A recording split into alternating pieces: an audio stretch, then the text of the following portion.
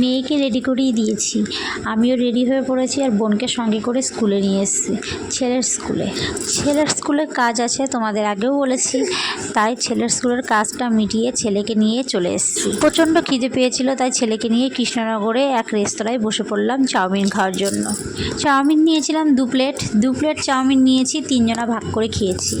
এই বাটিতে খাইয়েছি মেয়েকে সঙ্গে করে নিয়ে গেলাম বিগ বাজারে, ছেলেকেও নিয়ে গিয়েছি। আর ছেলে তো প্রচণ্ড খুশি, কারণ ও বাইকে উঠতে পারবে। ও আমার কাছে বায়না করলো বাইকে উঠবে, ওকে আমি বাইকে চড়িয়ে দিলাম। আর আমি একটু ভিডিও শ্যুট করে নিচ্ছি। এই দেখো এখানে দাঁড়িয়ে আছি। অনেক কিছু কেনাকাটা করেছি, আর কেনাকাটা করতে করতে এই দিদিভাইয়ের সাথে দেখা হয়ে গেল।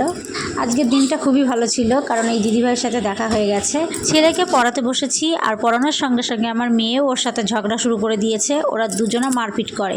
যখন পড়াতে বসি তখন মেয়ে ওর বই নিয়ে নেবে, নয় ওর পেন্সিল নিয়ে নেবে, এইসব জিনিস নিয়ে মারপিট। তারপর রান্নার পর্যায়ে চলে আসলাম। এই দেখো এখানে বেগুন পোড়াচ্ছি, কারণ বেগুন পোড়া খুবই খেতে ইচ্ছা করছিল। পেঁয়াজ, শুকনো লঙ্কা আর একটু তেল দিয়ে মাখবো, সাথে কচু দিয়ে ইলিশ মাছ রান্না করেছি। আর এখানে হচ্ছে মুসুরির ডাল সেদ্ধ করেছি, সেই মুসুরির ডালটা আমি পেঁয়াজ দিয়ে লঙ্কা দিয়ে ভালো করে মাখবো। আর এখানে স্যালাড নিয়ে নিয়েছি, লেবু আর শসা, আর তার সাথে সাথে এই দেখো কচু দিয়ে ইলিশ। কেমন